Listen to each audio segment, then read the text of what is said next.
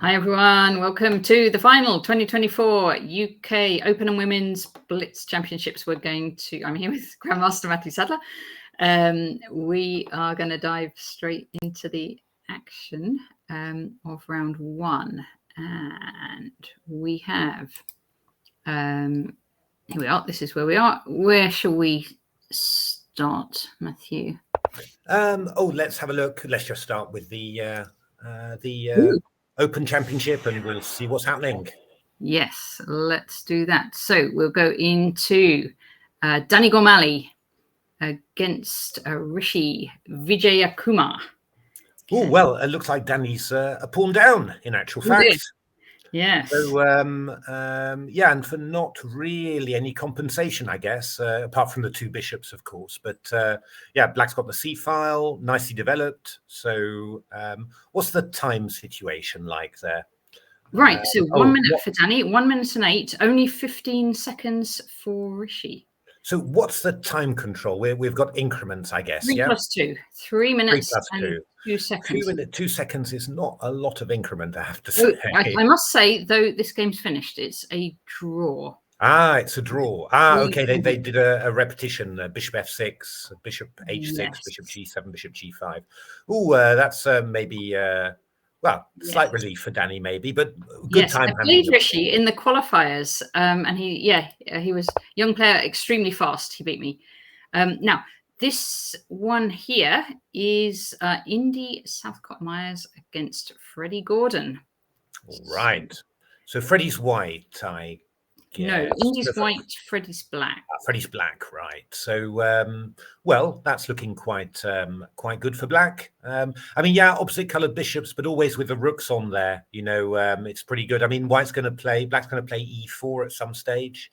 The pawn on f2 is a bit of a target. If you play f3, then we can get a pass pawn with e3, and that c4, that a4 pawn is a little bit weak too. I mean, black's got plenty of possibilities to play around with that and cause white some grief. So, there we are. I was going to say you can swap the kingside pawns off and push the f pawn, and he's come very far. So this is completely. So at the moment, this bishop's stopping the king. Yeah. But we've got rook c2 coming in. We've got rook c2. Now it's looking really bad. Yeah, we had rook c2 coming in to win the f2 pawn, and that's just winning. So. So what we can see some results as well. Peter Wells has won his first game. Stanley Badacconi's beaten Ichin Han. Oh, that's a biggie. That's a biggie. My goodness. Shreyas Royal has won against Ben Keohane. Supratit Banerjee, a very young player, has won against Voldemir Tushminsky, and Kamil Marchovich has beaten Aravamundan Balaji, and Dani's drawn. So one game going on still, which is Jacob Boswell Connor against Eldar Gasanov. Black's obviously should be winning this one quite comfortably. There's very little time. Oh, maybe white's lost on time. No, very little time left. What I'm going to do is switch across to the women's. Great. So there was a big first round game in the women's, which is Badana against Elmira. And it looks like it's finished already. And Badana has actually won that game. Indeed. Elmira Mirzoeva. So regular followers of this event might remember that 2 years ago, when Badana was, she was winning game after game, and then Elmira Mirzoeva beat her. So 2 years ago when Badana was 7. So this is 2 years later revenge for Badana in round 1. So we will see what happens there. But let's look at the other games as well. So Camilla. This is a big game. Kamila Hrishenko has won against Madara Orlovska. There. We've got Kanishka Bhatia, Scottish player, winning against Alexandra Hardwick. We have Eunice winning against Julia, and her sister Emmanuel also winning against Irina Briggs. And Rakaya has managed to win against Chrysoula. And well, Anna Williams, who commentated with us at the on the 24-hour Blitz, she's got a win against Florence Sperling. So I think we got all the results there. Do you want to let's now? There's probably not much time actually between the games. Do you want to quick look at Badana against Elmira? Yeah, let's have a look. I'm sure the crowd will be happy to see that one. Yes, okie dokes. So Elmira is white, Badana black. Ah, so we get a Cambridge Springs. Cambridge Springs opening. Bishop G5, Knight BD7. Because I think Badana played for Cambridge, didn't she, in 4NCL? Oh, but Cambridge Springs, it's in America. Oh no, it's the wrong Cambridge. 1904. That's when the opening was. That was before either player was born. Slightly. So E3 castles. Yeah, so pretty standard Carlsbad structure there. Not bad to play in Blitz. You can play a lot of moves quite quickly. Certainly with black, also with white.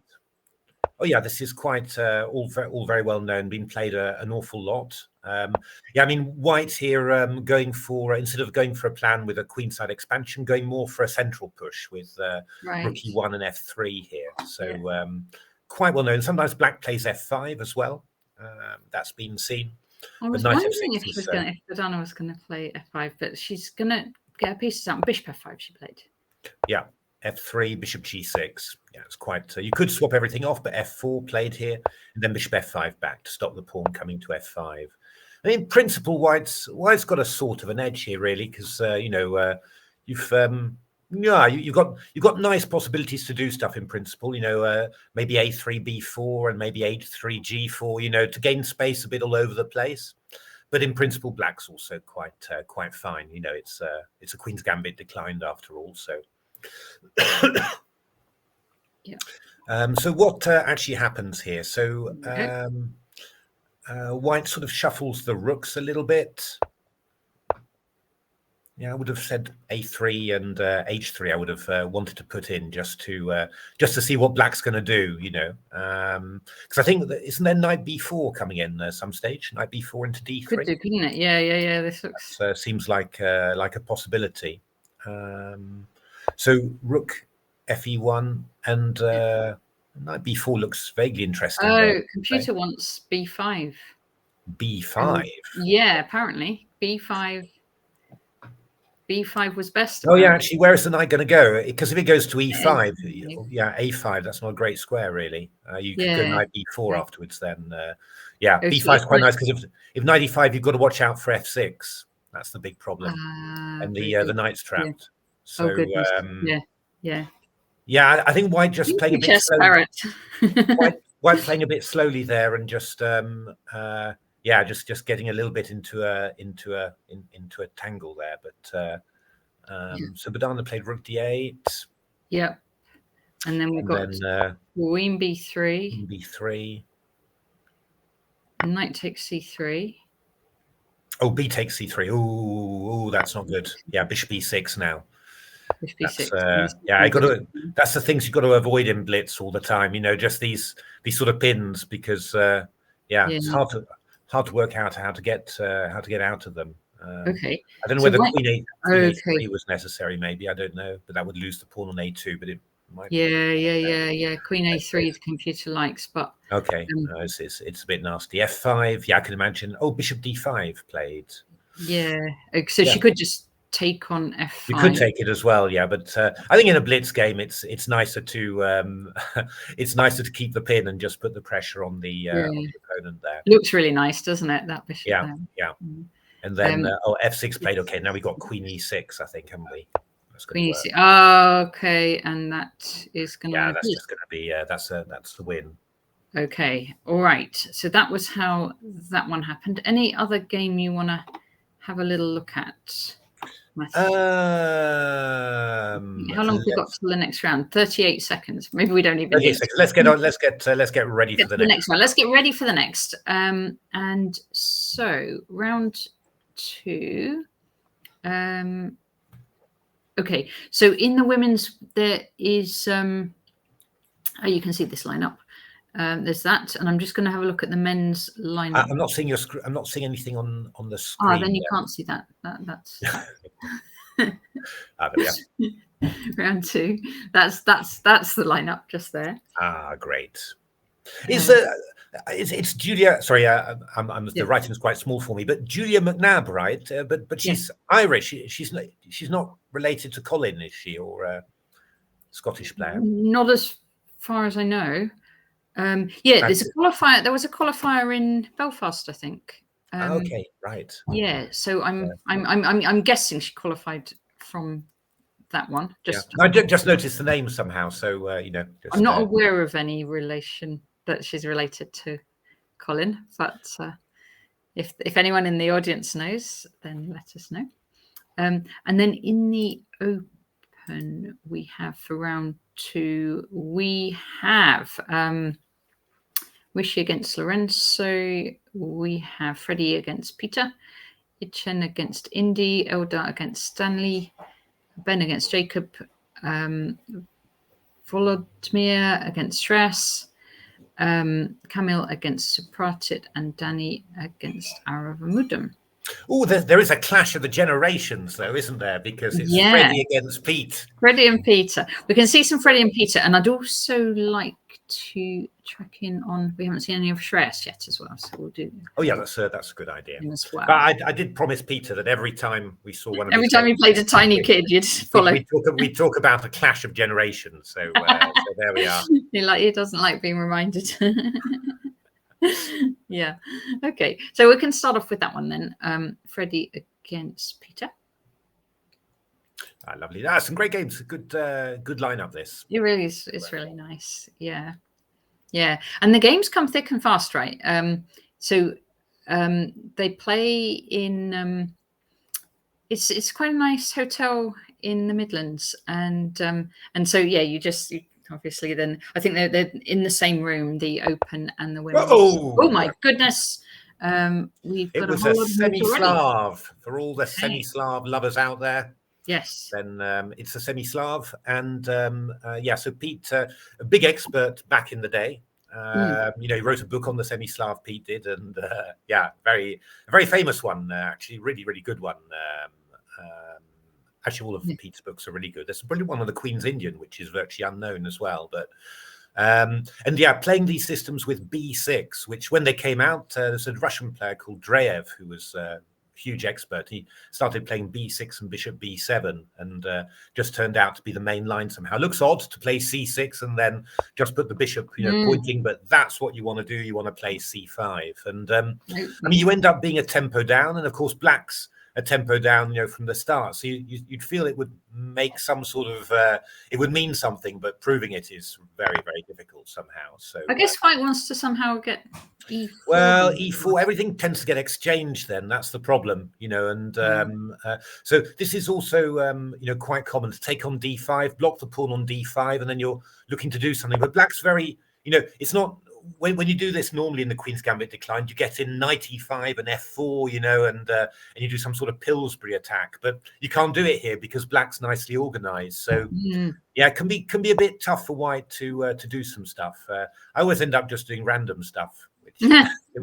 might be a little bit what Freddie's doing, but Freddie's bringing his pieces in, isn't he? He's brought his knight up to b5, but then will it stay there or will it be? No, it'll get chased back, but you're hoping that's going to weaken the dark squares. So after a6, you might go knight c3 and then come around to a4 and hit b6. And I think certainly in Blitz, a move like bishop f5 is very unpleasant because you pin the knight on d7 to the rook on c8, and you just let Black think, well, what do I need to do about that? And because there might be some d takes c5, and then you're threatening bishop f6, because if queen takes f6 and the bishop on d7 is hanging, Right. So these hanging pawn structures can be a little bit tricky for Black to play, especially with little time. That's so. But I think Pete, knowing Pete, he's teeing up. He's a whole minute down on the clock. Yeah, but that's normal for him. That's normal for him. But I think knowing Pete, he might be teeing up for rook c6 to h6. I think that's the right. He hasn't played. Nice. He hasn't even looked at g6. Ooh, knight e5. Right. Well, We're getting. Well, Freddie's lining all his pieces up on the 5th. We're going to get. This is quite risky from Freddie. He's going for it. Yeah. It is. It's quite risky. So I mean, we've got. But he's putting pressure on this one, isn't he? Yeah. I mean, I would say that knight takes c5 feels really tempting. Yeah. And I know for a fact that Pete will be getting, because I mean, for example, you could go knight takes c5. Just imagine bishop takes c8. Yeah. And then bishop takes c8, and then knight d3, for example. He's done it. Because you've got bishop takes h2s and queen h4 check tactics coming in. I mean, there's masses. It's just there's you know. So I think Freddie's probably going to take on e5 here. I would have thought. Oh, knight f2. Pete's is taken on f2. Okay, so what's the idea? So if king takes what, queen h4. Yeah, king g1, and then we go knight somewhere. I guess. Although how clear did we capture on c8? I'm not sure how clear. I like my idea better, to be honest, but I'm not. Yeah, I'm not. No, because sure. Knight g4 is not legal because the bishop will come back and take it. So you can't. It is legal. It is legal. We cannot. Well, it's legal, but it's not. Oh, I see. Because you might have a bishop h2 at the end. You've got bishop h2s, but yeah, I mean king g1. I'm trying to find. I'm not quite sure. No, it was better to have a knight on e4. You know, that's the thing. I'm sure knight d3 was better, although if anyone's got an engine, they'll probably be disproving me. But yeah, king g1 now I think is the move. King g1.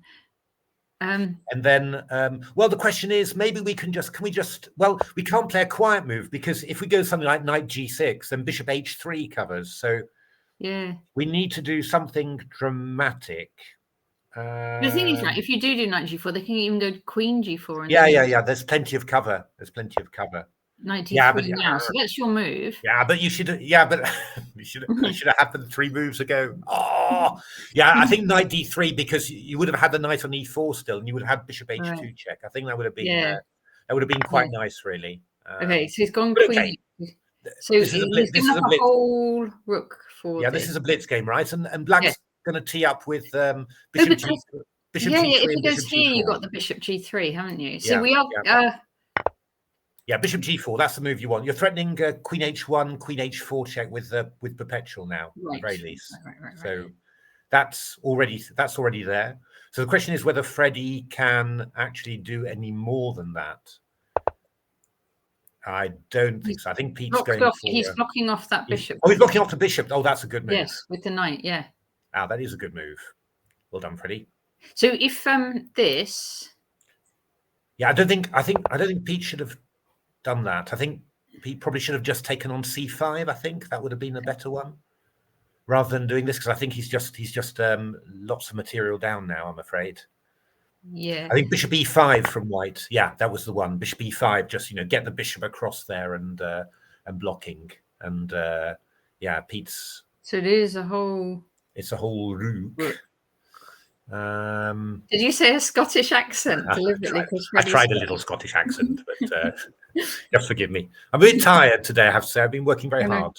So that's when I tend to bring out my accents, I'm afraid. So not the singing though. Well, you never know. So do forgive me. Forgive me in advance, everyone. That's yeah. If I was Pete, I don't know. Yeah, we're probably getting the moves thick and fast. But I just go h5 and the game's over. Give the king an escape, and then the game's over. Freddie's won.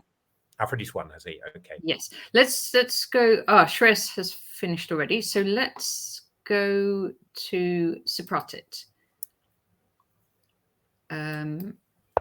Okay, which is going on now. Sharp e3. That's what we want. E3. E3 from black here. Because you're going to try and undermine this. Absolutely. Yes, that looks very sensible. Yeah. So, I mean, black's quite a bit better here. But for a blitz game, it's not so clear. I mean, but probably e3. Yeah, white can go knight e4 and just sort of keep things together a bit. And bishop h4, we can just go king f1 or something, and we're probably still sort of. Well, that's gone all over the place. That's finished. Okay, let's see Danny. Okay, so this one. Danny's white. Danny's white. Yeah. very good compensation for 2 pawns. Absolutely. What is going to happen? I guess we put the king on g1. Oh, d pawn being thrown forwards there. So black's kind of in danger because of this. Yeah, I mean black's really really struggling there with h6 happening and g7 even.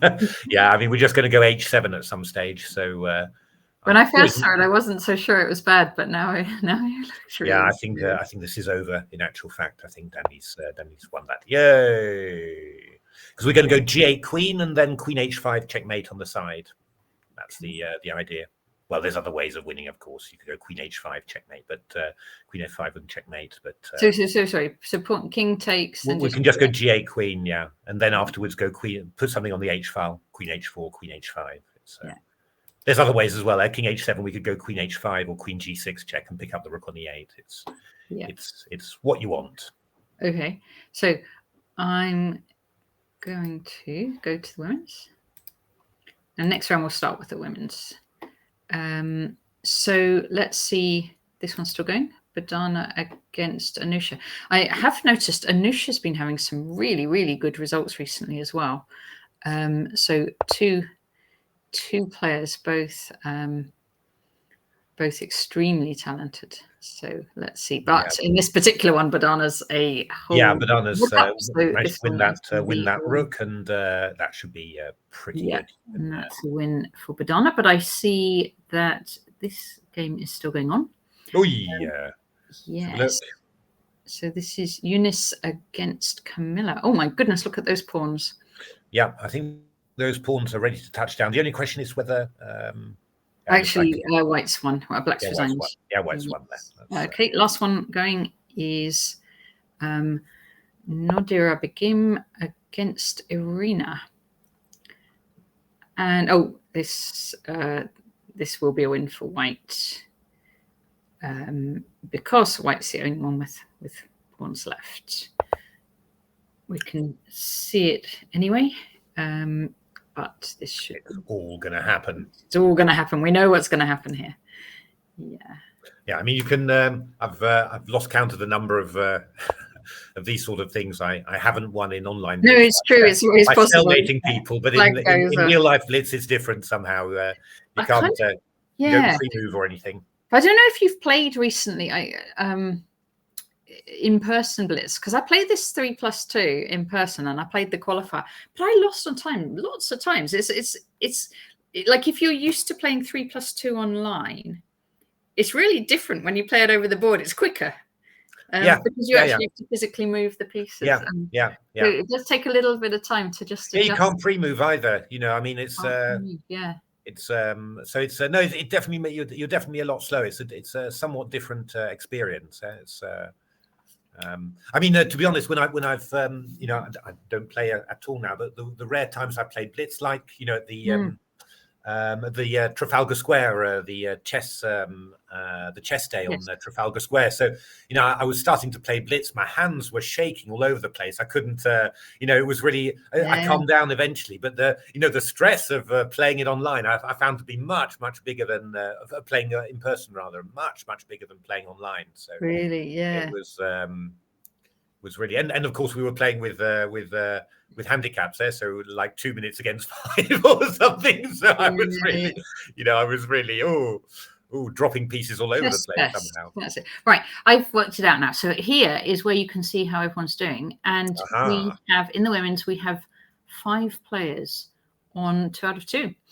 Those are Badana, the 2 sisters, Emmanuel and Eunice, and Rukaya and Anna all have 2 out of 2.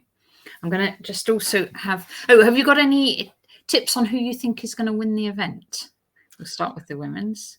Well, I mean, Badana is obviously one of the people with a real chance, especially having beaten Elmira. Elmira in the first round. I mean, that was quite a big, because Elmira's really good as well. So. Yeah, I mean, but I think any of the juniors, they could go on a hot streak, and in Blitz tournaments, it tends to you go well, and then you can lose a couple just quickly, and the whole tournament turns around. So it is quite random. But I'd say, Badana and one of the other juniors would have a very good. I think she will win it this time, because like 2 years ago she was second by a very close margin, maybe like half a point, and then last year she was equal first but second on tie break. So I think third time lucky, and imagine third time lucky at the age of 9 to win the national championship. Yeah, no. So you're going to say, what took you so long? Eh? But I've also played recently both Emmanuel and Eunice, and they're both really, really strong Blitz players as well. I played them in a 3+2 tournament.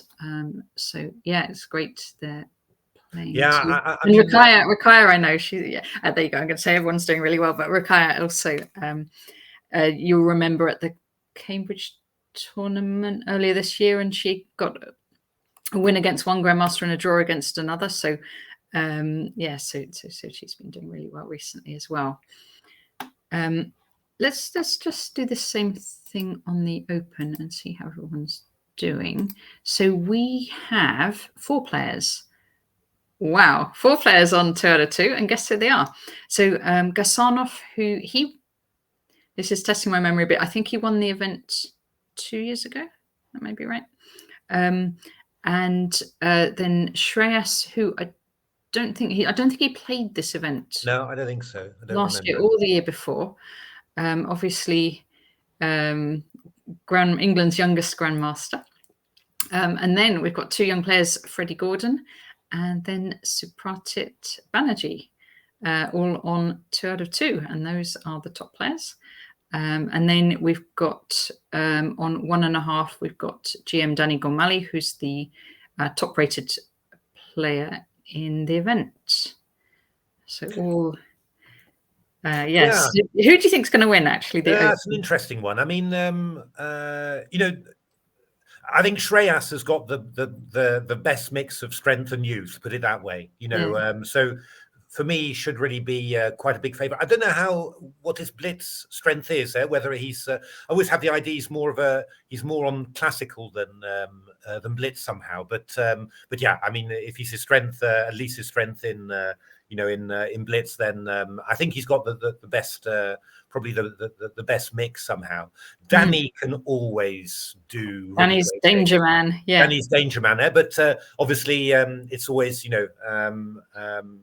can be a bit random at times as well, So, but yeah, I mean he's definitely a big danger man there, but probably with Shreyas being a little bit younger and bit more stamina maybe for the tension that you have with Blitz. I probably make Shreyas a little bit more of a favorite than Danny. And then then there's the really young guys, right? I mean, Freddie and Supratit are extremely dangerous.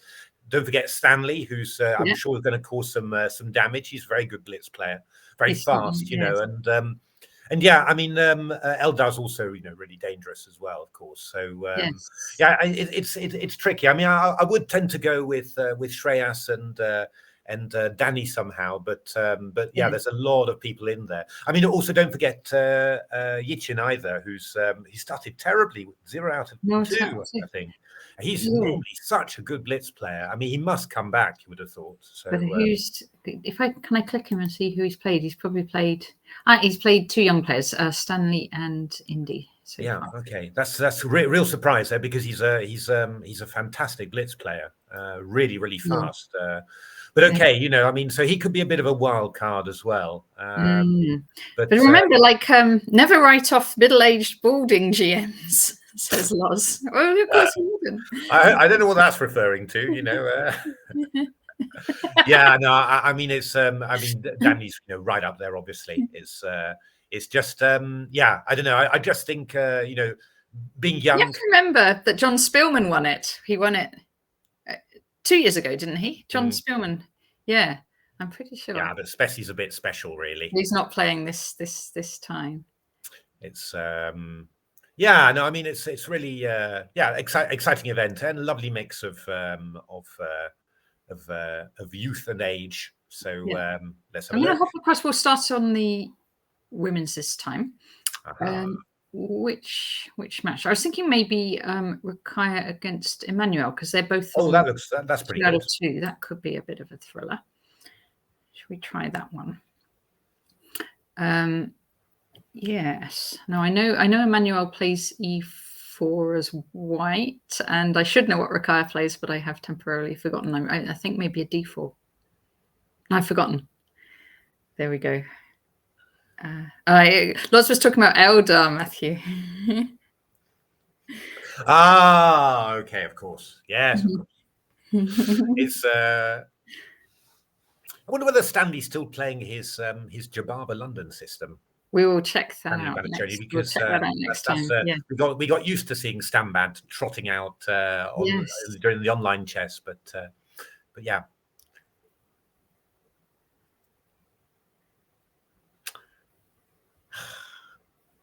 It's always playing these Blitz events. I played when I was a long time ago now, 1994, 5, 6, the Dordrecht Blitz marathon, 32 rounds of Blitz in one day. 32, that's a lot of rounds with 500, 600 players, and it was basically like an elite super GM tournament at the top. Oh my goodness! But yeah, it was always, you played 2 rounds against the same opponent, and then 16 rounds, in 32 games, and yeah, it was always. I always remember, waiting for the round to start, and then off you go. Always nerve-wracking with the Blitz games.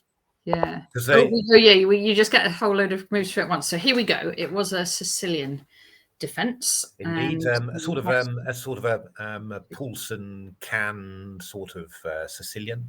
Poulsen, I think, with where you go b5. I think Poulsen is with knight on c6. It's a can with the a6 and b5 without knight c6. Yes. Okay. It's So yeah, looking quite. Although is bishop b5 going to be interesting for white? Oh, what? Couldn't. Yeah, it could have been. I mean, I was just wondering whether you really needed to go h3 actually, or whether you could just take on b5 and go for it. But anyway, no worries. It was probably crazy. What white's doing is very sensible now, threatening f4. She's going to go here, isn't she? Yeah. Yeah. You normally with black you want to play something like bishop f4, to be honest, but that would run into bishop b5, I think, then actually. But right. So knight c6 takes. So I guess we're going to go f4 now. And maybe not try and worry too much. I think she'll take on c3, or is that just crazy? No, we'll do it. We'll do it. Yeah. And, now maybe I'm not quite sure. Knight f6 or knight e7 even maybe. Knight e7 is quite nice because you might be able to get in. You can block the f pawn if it goes. So if you go knight e7 and white goes f5, you can go maybe f6. But queen h5 check is quite dangerous as well. So it's always one of those things that in principle. Okay, knight f6 quite challenging there. Yeah, I wonder whether white might just go f5, to be honest. I mean, just give up the pawn on e4. Yeah, and just because if you take on e4, the thing's too open. Yeah, I can go. Would that work? Well, even queen g4. I don't know. I could give up the exchange and just go for it somehow. I don't know. Maybe that's going a bit too far. I'd like to do something a bit, or maybe if f5 knight takes e4, I could take on e4 and go queen g4 afterwards. Queen g4 or queen d4 and just hit g7 and the bishop on e4. Just feels like you'd like to do something a bit dramatic, really. That's what it feels like. But actually, to be honest, e5 could also be possible. Bishop d4 is another move. So she's giving up the pawn on. Well, yeah, actually, I think you maybe take on e4 here. You could maybe consider taking on e4 with a knight now, because bishop g7, rook g8, or taking on e4 first. It looks very friendly somehow. Yeah. Maybe queen g4 from white is the idea here. Maybe that's the idea. But then black's maybe going to start thinking about castling queen side against that. Queen e1. Okay, not bad. But I think isn't black going to go f5 here now? Black must go f5. So, yeah, take here. Rook g8. Rook g8 is going to be killing there. You could go back to e5. Yeah, but we've got the open g5. We've got knight e3 checks coming in and all that. So yeah. No, this has worked out very nicely for black. Okay. because now black can castle kingside. You see, now that's the key point. I think you needed the queen in the area, you know, of the kingside to tempt black to castle queenside, or force black to castle queenside, and then you can start with your a4s and your c4s. Whereas now I'm a bit afraid that the black's just really solid. Bishop c4, we castle kingside, and everything's good, you know.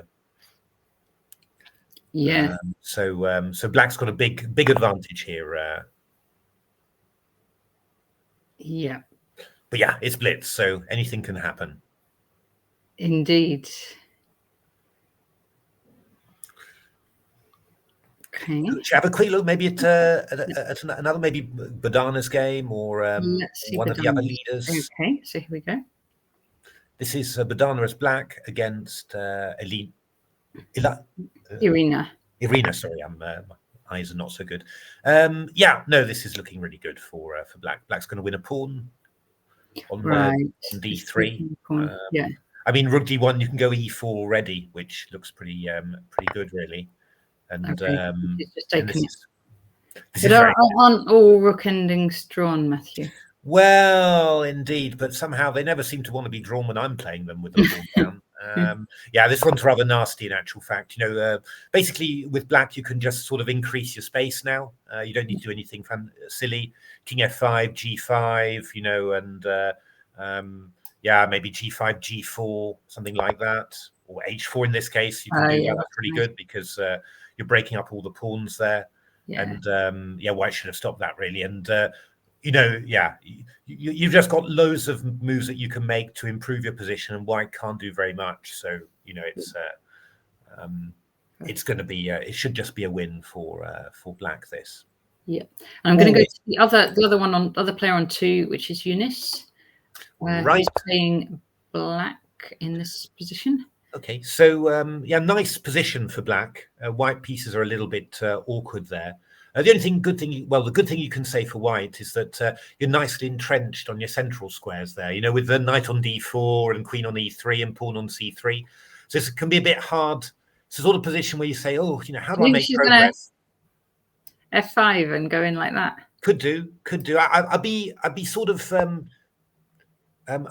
My feeling would be, I think, maybe black's gonna do something quite sneaky here. Maybe the rook's coming over e5 to g5. Ah, nice. That would be very sneaky. That would be quite a nice one. I was saying that you know, what I always feel about things is that, you know, moving the pawns forward, that's sort of, there's no return after that somehow, you know. So it's maybe nice to try with the pieces first if you think that's got a good chance, and then, you know, and then move the pawns later, because moving pawns is quite committal, especially in blitz. You know, you're a bit worried that you'll leave some sort of thing hanging somehow, you know. I was doing quite a bit of work on looking at Gukesh's tactics, but he puts his pawns like forward really loads, like even right in front of his king, and he'll just put his pawns forward. Like if he can attack a piece with a tempo with his kingside pawns, he'll just do it.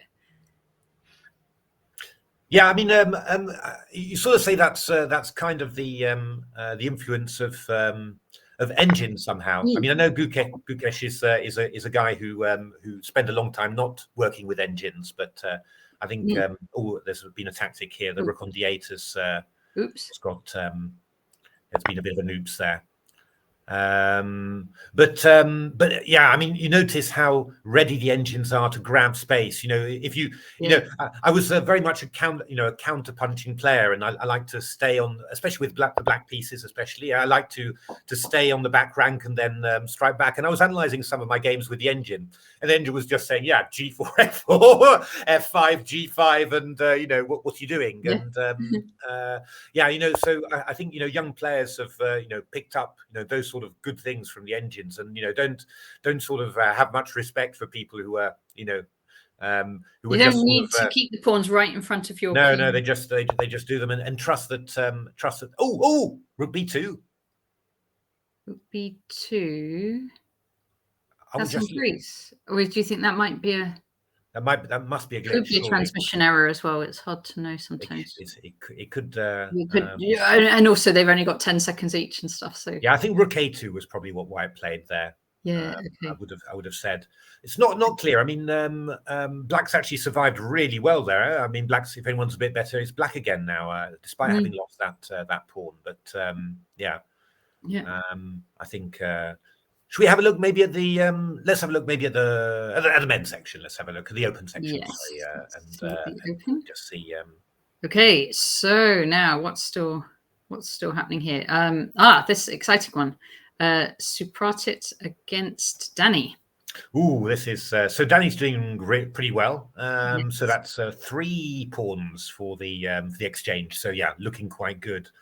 Not an easy one to play with Blitz, I have to say. You know, because yeah, but the king's fairly safe. So you know, maybe one thing you'd sort of want to try is yeah, exactly. I was going to say put the bishop on d4, play the pawn to e5, and just make your king safe with g6 and king g7. Right, he's done And exactly. Danny's done it beautifully. Yeah, excellent. That's really good, and he's got it all. So now he's got a really clear advantage. You know, the king is safe, and the whole setup is stopping the rooks from getting involved on the open files there, because that's what you'd really need.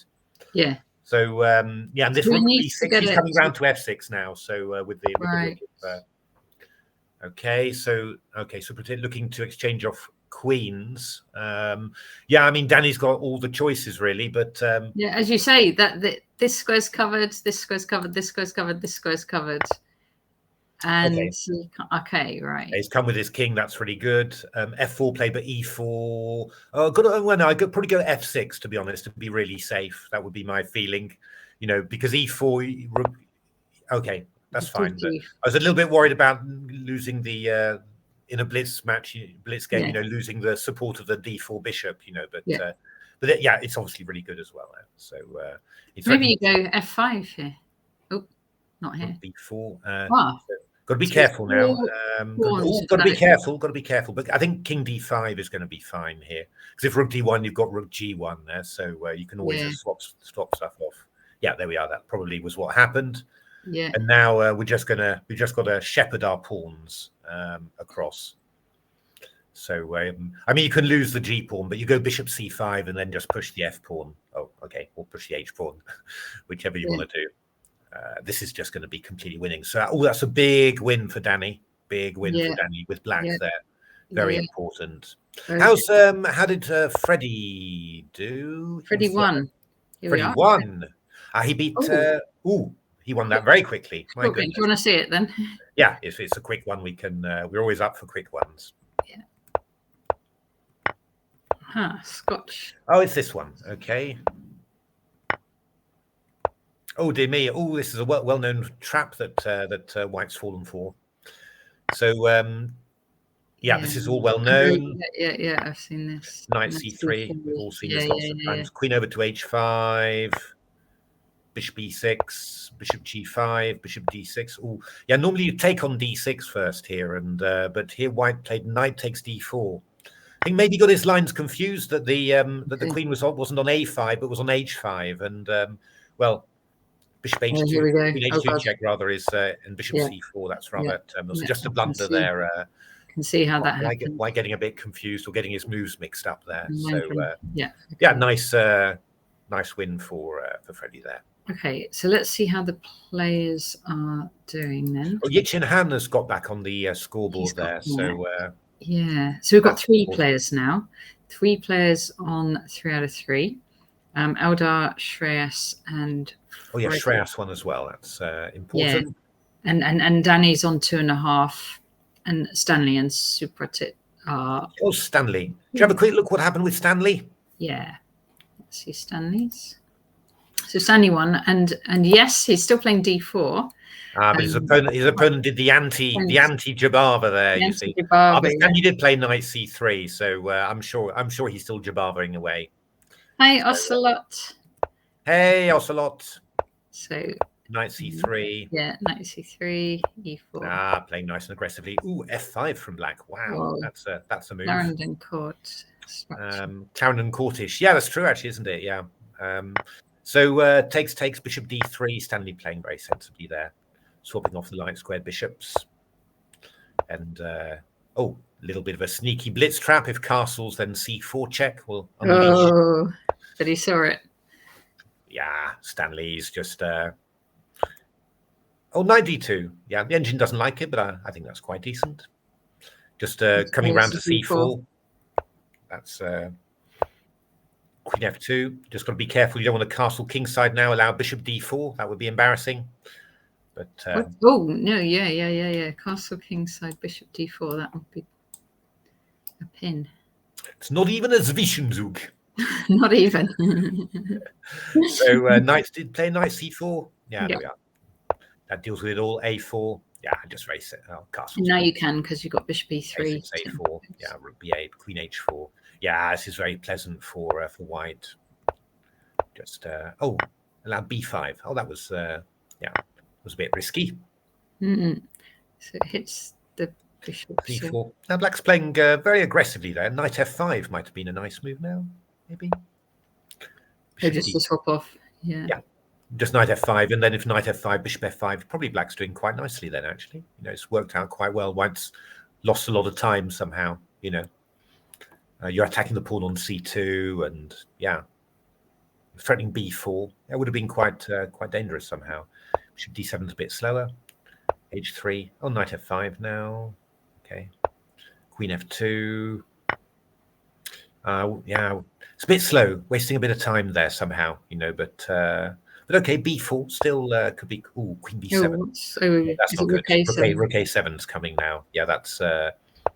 Yeah, it's things turn around a bit. Now white's got some nice control there with the bishop on d4. You know, suddenly the black pieces. e7 is on freeze as well. Yeah, the pieces don't have much. Knight e4. Yeah, maybe not the best move, but a nice keeping control move, basically. Rook a1. Ooh, queen c5. That's. Yeah. Okay, and one. Yeah. Oh, probably should have played h5 there, I think, to stop g4, because now white's got control again. Bishop g2, you've got bishop b7. Oh, is d6 coming in soon? D6 looks like it might, yeah. So we've got bishop c6 coming in as well. So, yeah.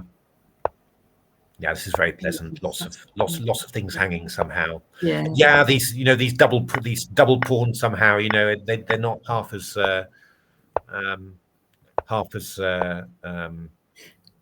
mobile as you'd like. Really, we're just going to go rook takes c5 and play king d4 e5. You know, we're just coming in there with the king now. So yeah, Stanley's playing it nicely, isn't he? Yeah, very nice. Very mature chess. King f6, isn't that going to be made? It's giving all these double question marks, like it's. Yeah, like you should never look at your games with an engine. It's it takes g6. Yeah. No, nice game from Stanley. Quite nicely controlled there. It's what you need. No stress. What's still going on? It's finished now. It's finished. Yeah. Let's have a look what's happening in round 4. 2 minutes. Okay, so let's just see who's playing who. And we can see.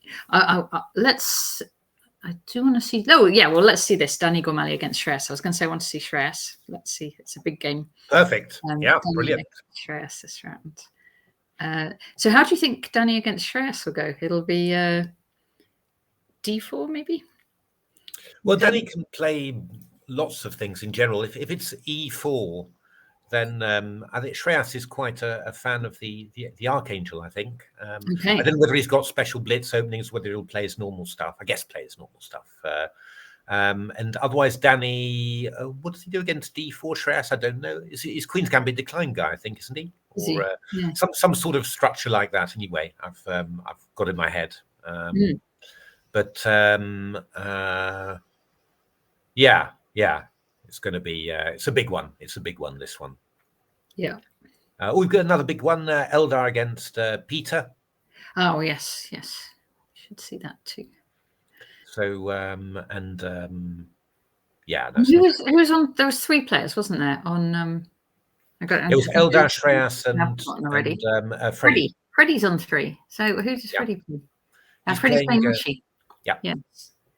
Yes. So should I have a quick look at the women's section just to see what let's do who's playing who? For the matchups.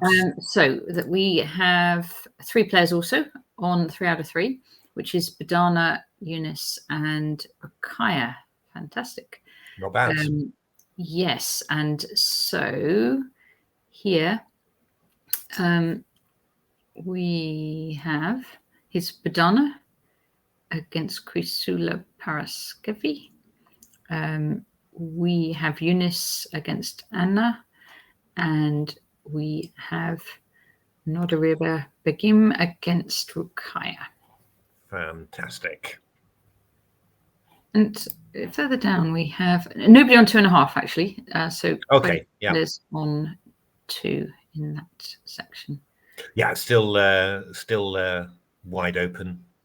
It's yes. But yeah, I mean, a good start is always nice, right? I mean, just insulates you a little bit against a later wobble, which everyone has in Blitz tournaments.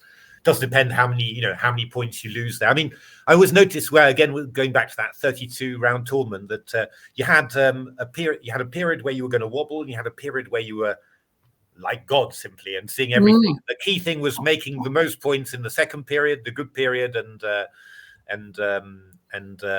obviously minimizing the wobble. And even in a shorter Blitz tournament, you can have that. So starting well, not giving away any points like that at the start, it does insulate you a little bit again. They used to have a big Blitz tournament in Edinburgh. I don't know if it's still going now. It was like loads of rounds, like 70 or something. Yeah. Here we are. We've got a Catalan. Okay. Oh, Bishop D2 from Danny. Knight BD2 has been getting popular. Even Knight C3, actually. Just playing it like a gambit somehow. But Danny, as befits an elder statesman, is going the solid way.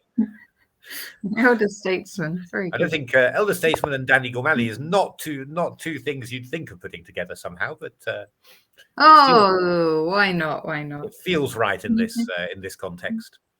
So got to see what. I mean, people are playing these systems with A5 very early, which always seems. I was always a bit worried about playing A5 early. I always played it later, not straight away. But it's seems to be the way. So just typical Catalan, really. There's been a Knight H5, Knight F6, which is why this bishop has come back to E3.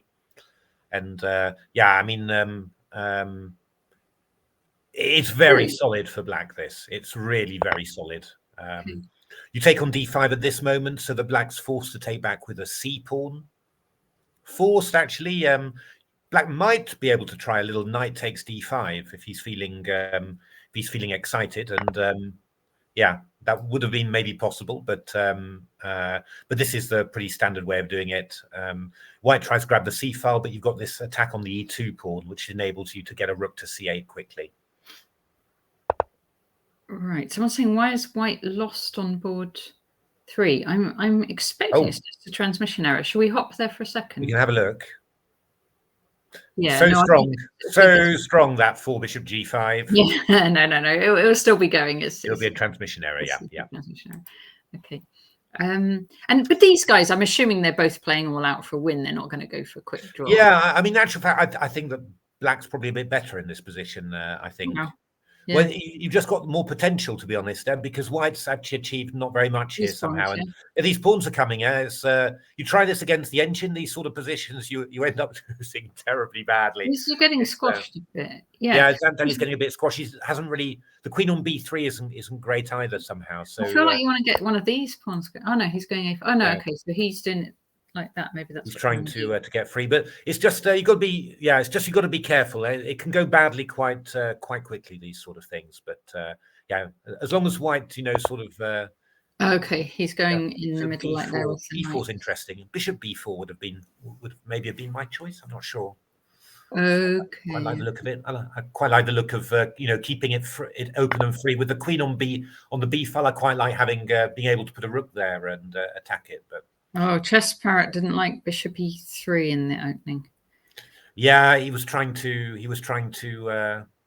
keep the bishop there and keep things moving. Basically, I mean that's. Maybe he goes around with this knight and then kind of. I've got to watch out for the E5 pawn. If you go knight F3, I'll take on D4 and take on E5 there. So, but Danny's playing quite sensibly and solid. He's sort of. Oh, is he going that way with the knight? And absolutely. Yeah. Okay. So, but Queen B6, Queen B6, you've got to watch out for rook takes C5, actually. That might be sneaky. Oh, yeah, Queen B6 says rook takes C5. Knight takes C5, knight B3. That'll be...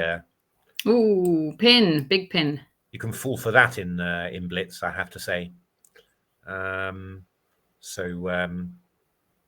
think Shreyas won't fall for it. No, he's having a think there. This is the sort of move you could whip out instantly. If you just play, yeah. It feels right somehow. But okay, so this is Black's going to be half a minute up. Oh, right, okay. And Danny will see this because that's the sort of thing he does. Yeah, this is not good. So is this really work then? So rook c. Oh. sorry. No, but rook c5. We have to check afterwards. So actually, I'm going to check now, right? So I'm going to check. So if I go back to Queen B6 and put the engine on for a second. Yes, you're absolutely right, Matthew. You're absolutely right. Oh, really, guys? Come on. Come on, balding. And you wish you were playing grandmasters, 50. How come you don't play this event though? How come you don't play this one? This is quite it's a really fun event. Well, I know. It's just somehow I've just got out of the feeling of playing chess somehow. Haven't really. It's faster than you think, though. It is. No. It's no, but I mean, I need to get myself up for it to do it. Yeah. But in principle, I'm sure I could. Do it decently. I'm not saying I would win it because these young guys are incredibly fast. But yeah, no, I mean I should do it sometime. But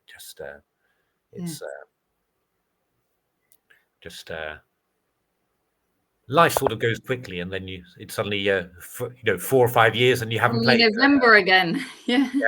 It's strange, really, but. Right now, you've got to watch out here again because we're doing some things with pins here. But pins knight f3 might be a bit irritating. Right. You go knight d7. It's all right. I'm getting overexcited now. Yeah. But so he's black. Ooh. Oh. How did that happen? Yeah, he went. I'm going to do it more slowly. So it went Queen f2. Queen f2. This was a really Danny. Knight e4. He should have gone knight. No. Okay, yeah. No. That doesn't. No, yeah. I mean, I was going to. He had to go knight f3. In actual fact, that was the thing. Instead of Queen f2. Yeah, if you go knight f3, you go knight takes a4. But then I take on b6 and take on c8 and take on a5, and actually white's better then. So I was thinking knight f3, knight d7, knight d4, knight c5 would be a draw by repetition or something like that. But okay, no, right. Yeah. Right, I'm gonna now go. Yeah, but I think you sort of feel. I sort of feel seeing this that Danny didn't get a position. This was not Danny's type of position somehow, and it's much more Shreyas. Shreyas very sort of calm, disciplined player, and all of that, and Danny would need something more exciting to shake him up, and and now he just hasn't got that basically. So well, I like this from that Grandmaster window. Life flies by so fast. You are an elder statesman before you know it. I've been an elder statesman for a very long time. I'm afraid that's the problem. Rook b3 wins here, by the way. Oh. Rook b3 wins. Yeah, Queen b3, Queen d4, Queen a1. So.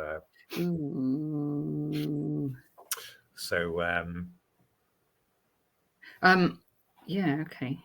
Yeah. So this is gone completely. I mean, other things win as well. Bishop d3. Bishop d3. Yeah. Okay. So that one. c2 would also be. Now this is showing as win for Peter. Is this? Oh, this is still. Yeah, I think we just lost the transmission on that one. Okay, let's not worry about that one. Let's see Stanley. What's happening there? This is Stanley. This is Volodymyr against Stanley. So rook e8 check feels like it's going to be worrying. But Black to play. It's the sort of thing where you sort of say, well, I think we've just got to ignore all the threats and go Queen f2, Yeah. I was looking at that move too. It vaguely feels like it, but actually you could even go Rook f1 then. This is quite bad for Black, I think. Maybe you should just go take on d6 and then ask white to find the win. But yeah, knight g6 check is really unpleasant. Actually, that's probably the best way of doing it. Oh, rook e8. You just you can go rook g8, but yeah. I think go knight g6 check first. That's the nasty thing. Oh, this is now showing as Stanley 1. Oh, good lord! It's not impossible. Could have run out of time. You can always run out of time in these ones. That's the thing. Okay, so let's then look at this one is still going. Ooh, that's not nice. So Jacob Boswell-Connor as black, Camille as white, and we have another rook and pawn end game. Oh! What even happened there? Well, that was never going to happen, I can tell you. My goodness me! Wow. White played the end game well then. It feels like one of those transformation programs, you know, where they sort of destroy the house and then rebuild it somehow. Because to change a queenside pawn structure where 3 white pawns are restricted by 2 black ones forever, into this is something quite amazing. Wow. Well, there we are. That's the power of Blitz. The power of Blitz. Okay. But it feels like white made a wish somehow on move 46 and just ta-da! Up popped the wizard and there we are, the genie in the lamp, and gave him everything he ever desired. That was incredible. Yeah. Okay. Yeah. Well played, white. That's looking pretty good. Should we have a look at the women's section? Yes, Just have a look and see what people are doing there. Here's what we do: is we do that. And where shall we go? So looks like Rita has won. Rukaya. Yep. And Emmanuel as well, and Eunice has won as well, and Badana as well. So they are setting the as well. pace. They're all there at the top. So yeah, they're setting the pace. These girls. We've got the 3 players on 4 out of 4. So Badana, Eunice, and Elvira poised. Elvira on 3 and Emmanuel on 3. I guess at some point Emmanuel and Eunice have to play each other. And no, when I saw them when they played, I think they did take a draw. They did take a draw. Yeah, so I don't know what they'll do here. It's a bit tough, isn't it? Really. Yeah. Because they has their ratings very similar, aren't they? 2040 and 1995, and they must have played each other loads of times. Yeah. Okay, well, let's just try that one because I think that one might still be going. Is it? It takes d4. So, yeah. Yes. Probably black's a little bit better in that rook ending. Just the sort of the white queenside pawn. It's slightly easier to. Well, I don't know. White's already got a pass pawn, so it's just even, isn't it? Really.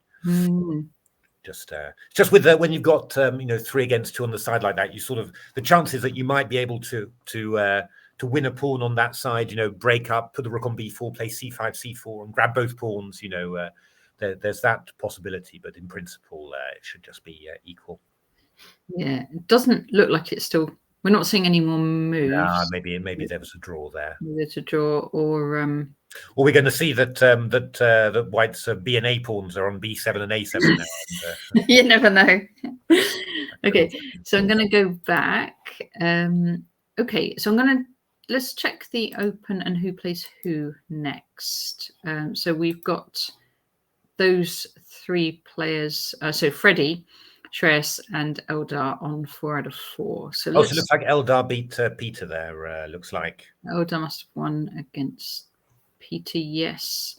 And we've got Stanley and Supratit just 1 point behind. So if we look at this next round, what are our big games? We have Freddie against Itchin, and the top players aren't playing each other this round as far as I can see. No, that's right. I'm going to let's look up the lineup for the women's. So here we have, We could see Rakaya against Badana. Oh, that's good. That's a nice one. Let's start with an that interesting one. Give me 1 second. I'm just going to go for a break, and I'll be right back. Yes, indeed. This one we've got. So Rakaya against Badana. We're going to watch. Another big game actually also is Elmira against Eunice. So we can maybe pop in on that one too. Eunice, I think, is the other player. Yeah, she's on 4. Elmira on 3. So yeah, we're gonna. This will be our main game, and starts in 5 minutes. We've got a little while yet.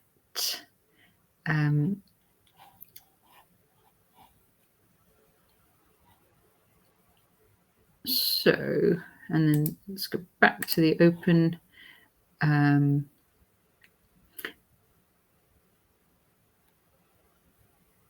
Yeah, and this will be an interesting one as well. I think Jacob Boswell-Connor against Danny Gormali. Jacob was in the qualifier. So I played in the qualifier in the Northwest, which I've done for the last 3 years now. And the other 2 years, I think there was only like me plus 1 or maybe 2 other women players. But this year there was loads. There must have been about 6 or 7. And a very high standard. And I think Madara Orlovska and Alexandra Hardwick, I think, qualified from the one I was in.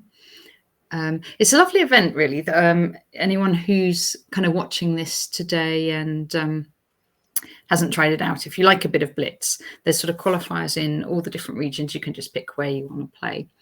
The London one's the biggest event. There must be over 100 players playing in that one. Really, really strong. Right. So yes, I think we will follow Rakaya against Badana. Yeah, that's a good one. Yeah, Jacob against Danny's also going to be an interesting one this round. But let's go over. We've got 3 minutes until we start here.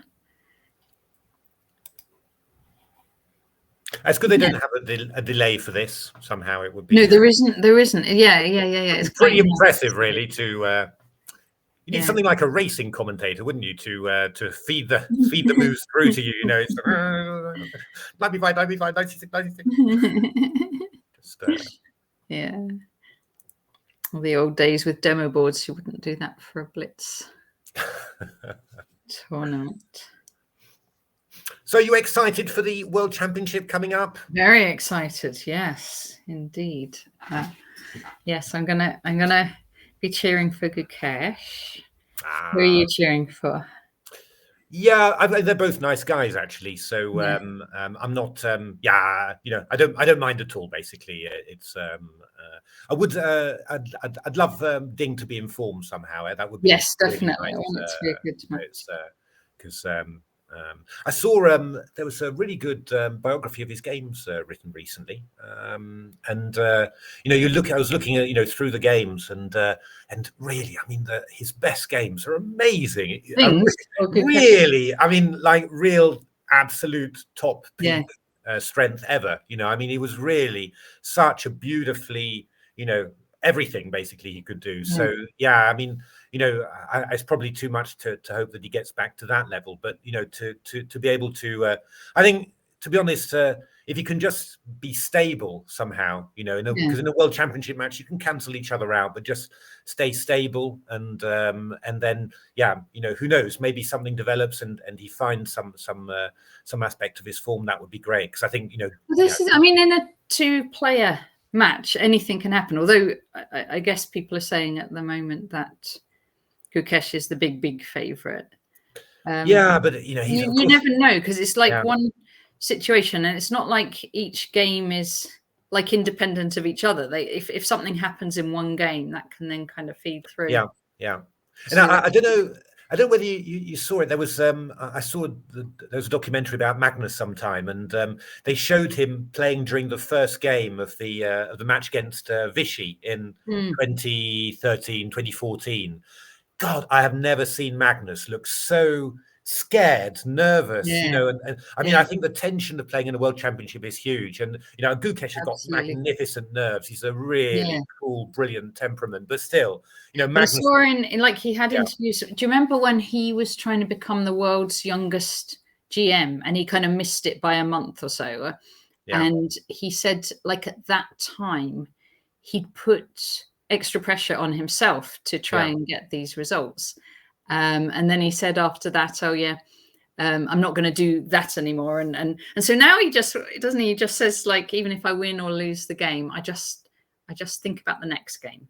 Yeah. So it's Yeah. like takes him half an hour. Like, because I think some top players, it can take a long time to get over if you lose a game, and you Oh can God, yeah. kind of get really kind of crazy about it. But Yeah. he doesn't do that. He just says, right now I'm focusing on the next game. He says, oh, that was great. I'm focusing on the next. Yeah, no, I mean, I'm a big fan too. It's, I think he's going to have a lot of tension. I think, you know, just being the first time and being young like that, and Ding at least knows what it's like somehow. So I think that's an advantage for the early games. I mean, looking because you don't know. Yeah, he could put pressure on himself, couldn't he? Good catch, because it feels like it's there for the taking, right?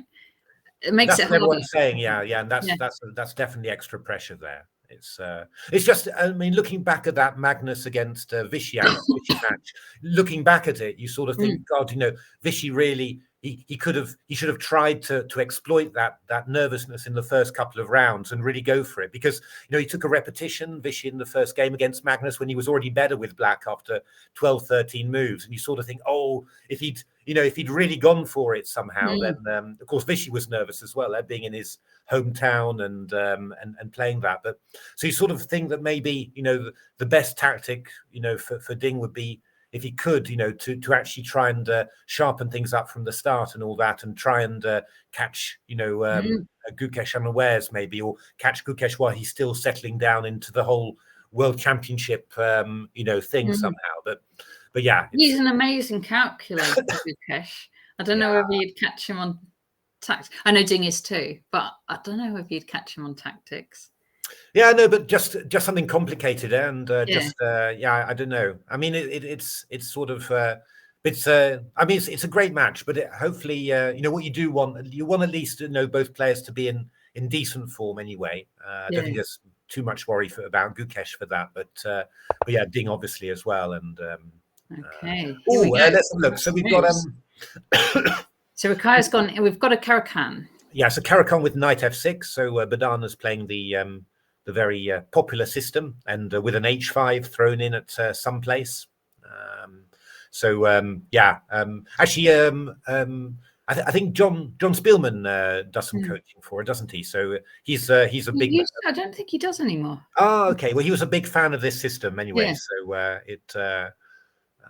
So that would be quite natural for Badana to have played it somehow. It feels weird having that pawn on H5, but surprisingly hard to get at somehow. And it sort of restricts White from playing for a kingside push with H4 and G4 somehow. It's really weird. I think Rakaya's also on a good, like a coaching scheme, something to do with the Polgar, I have a feeling. Oh, really? So she's getting some good coaching too, like a group thing. I'm not sure details, but B5. Yeah. So they're both. Yeah, well, you need it. I very mean, bright scoops. Yeah, let's let's be honest. You don't get. You're certainly not going to stand a chance if you're not well coached. You know, it makes a big difference. So brilliant. You know, fantastic. So B5 has been played by Black. That's a key thing, just to get some space and to break that White central hold. You know, and get some light squares. Bishop takes C4. I wonder. I might have wanted to play Bishop D5, to be honest, just to.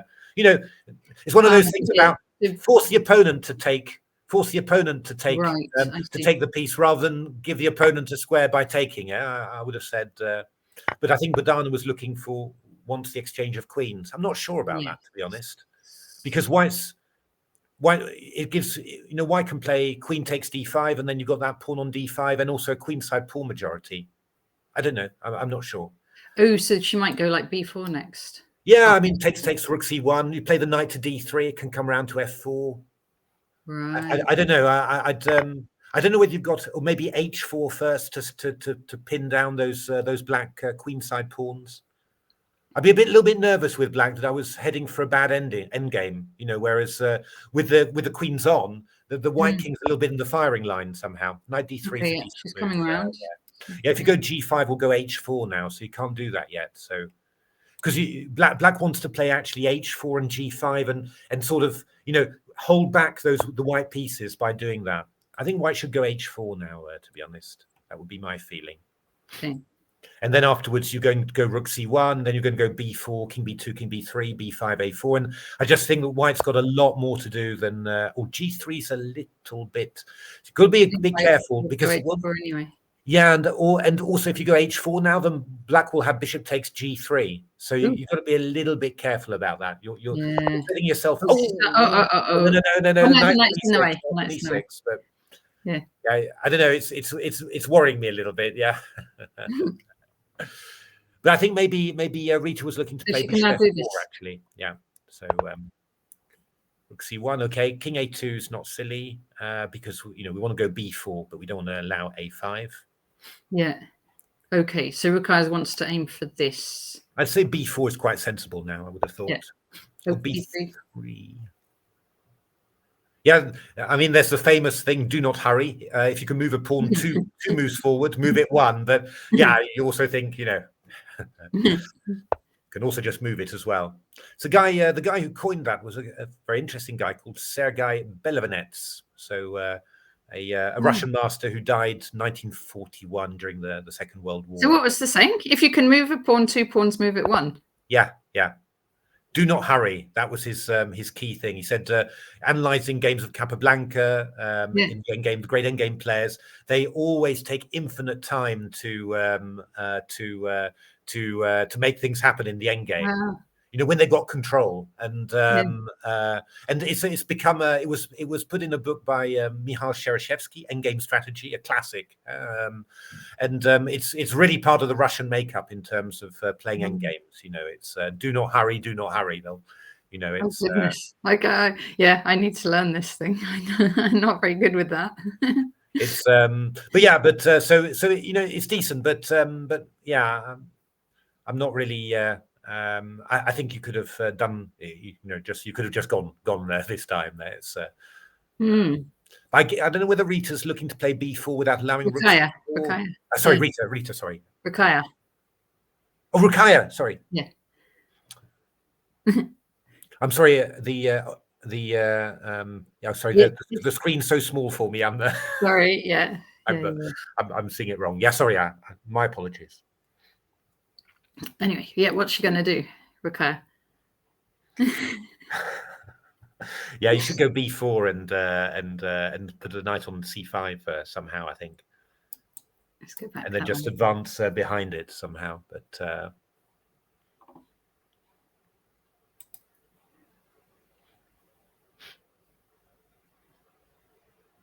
Yeah, I mean, how should Badana play actually? At some stage, I think swapping off the rooks and playing g5 would not be silly actually, because you've got this target now on the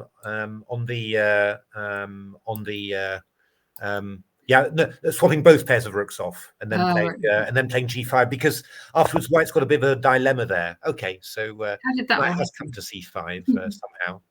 Yeah, but somehow, yeah, white's king on a2 is really weird, and you're a bit slow with your queenside pawn. So it's going to get quite sharp now. I mean, I guess Badana's going to play d4, king d5, try and play g5 as well at some stage. I mean, the king could invade d5, e4, f3. You could play it very aggressively like that. Yeah. And the okay. Rukaya's managed to get her bishop. Yeah, that was knight c7. Strange move, knight c7. You can come. One of these. Yeah, but it's not. Nice stable on b5. You can press away. So yeah, black's lost a lot of time there. So you can maybe support this like that. Yeah, that's quite decent. You could even move it back to b2, and that's not. Oh, okay. Yeah, it's a bit of a shame. You'd have wanted to meet d4 with king c4, really. So moving back to b2. You presumably don't want to do that and take on. Oh, stuff's getting lost. Pawn on c5 is getting lost now. So this is looking really good for It's good for Badana now. Yeah. It's pawn on d3. It's funny how we only see every couple of moves. Yeah, no, it's hard to. So I mean, but you can Now go you can knight is c5. threatening to take on F6. Yeah, knight c5 to e4 would probably be So, ideally what you would do. But yeah, this is the point. But you've got rook d8. You'll go rook d8, I think, and king e6, for example. Right. Which would be quite a good way of. I think rook d8 would be sensible here because you're keeping the opportunity of going to. Oh, king e6 was played. Yeah, if you went rook d8, you had the opportunity still to bring the king into c4 d3 somehow. But okay, you're still black's obviously winning here, but will cost them more. Ah, that's nasty. Oh gosh, yeah, this bishop's going now. Yeah. So that's going to be a win now for Badana. Yep. Yeah. Okay, she's lost a bishop. Okay. Let's have a look. Let's have a look at the open section. Maybe just have a quick check in because see whether they've managed to keep the pace. Great. Let me do that right. Open. Okay, so we're thinking about. Oh, that game was a draw, Jacob. Okay. Oh, Shreyas has lost. Oh, good lord. Shreyas has lost against Balaji. Wow. Yeah, that's quite. Looks like quite a convincing game from Black. Yeah, I mean everyone's dangerous in this tournament, right? You can, So wow, that's a big result. Of course, that's putting it all in the air. Freddie drew, and Eldar. Where's Eldar? Eldar is still playing. Well, we need to see this. Interesting. A rook. Oh, Eldar. Rook Eldar. against 4 pawn. Oh, this. No. This is completely lost. This one. Yeah, it's completely lost. It's gone. So this is Eldar will lose. Yeah. Oh, some big results there. All the players in the top, none of them have won. I once had a rook against king and 3 pawns, and the pawns were quite far back, so it should be a win. But I remember being petrified about it. It's a quick play finish, and I was playing this young guy who was playing all his moves instantly, and I was really feeling my age when that was happening. I was saying there's lots of pot noodle adverts on my channel. Oh. Have you been secretly viewing pot noodle adverts, Natasha? And now that's all you're going to get. I have occasionally eaten a pot noodle, but I don't know why there'd be pot noodle adverts on my. I think you've got a secret pot noodle fetish, and Facebook has caught up with you and now putting adverts everywhere somehow. Oh well, I apologise for that, Ocelot. I'm not quite sure why I've got pot noodle adverts on my channel. Let's see Sapratit against Rishi. Oh, looks like Rishi. And Rishi's doing well here. Yeah, Rishi's going to win this. Rishi's winning. Oh, a lot of shocks this round in the Open. Yeah. Oh, goodness. Yes. What are we? Round 5. Mate. Oh, mate. Oh my goodness. That was. Hello, Elise. How are you doing? So yeah, well, let's have a look at the standings because I think quite a lot has happened there. Okay, so it's all okay. So we've got one player, Freddie, in the outright lead on 4.5, closely followed by Eldar and Shreyas, and none of these players have played each other. Ooh, Stanley on 3.5. Stanley, very nice. The jet lagged Stanley on 3.5. Jet lagged Stanley on 3.5 because he's just back from playing in the World Juniors, and if I was really on form, I would know how he scored. I know he was like on 4 out of 4 or 5 out of 5. He was doing really well. I think both he and his brother had a bit of a wobble somewhere a bit later, late in the tournament. So I think they had all sorts of things happening, like their luggage. They didn't. Yeah, the luggage didn't. Yeah, terrible. Yes. It's but they were doing really well. They were really doing well. So yeah, no, but good to see him. Good that he made it back, and doing nicely at 3.5, nicely poised there. Yes, and let's see the women's as well. They must have a little break. 41 minutes for round 6. We should have a break too then. Yeah, that's not a bad idea. Okay, but before we do, then we have Badana and Eunice, the two players in the lead on 5 out of 5, and then Rukaya a point behind on 4, which still have just those Okay, two. and it looks like Elvira's lost another one there. She's on 3 out of 5, I think. I'm seeing that right, aren't I? Yeah. Elise Mel, I'm pleased to hear you're playing shogi. Fantastic. That's Oh wow, well done. And Anna Chess on Twitch is asking you, Matthew, did you see playing the line Queen D2 in the Austrian attack? Well, did she play it? Did she play it? Did Anna play it?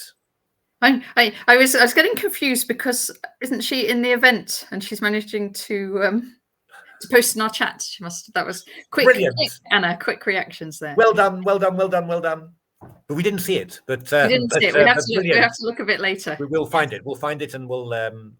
Well done for doing that. It's a great system. Really happy. Hope you won with it. By the way. Yes.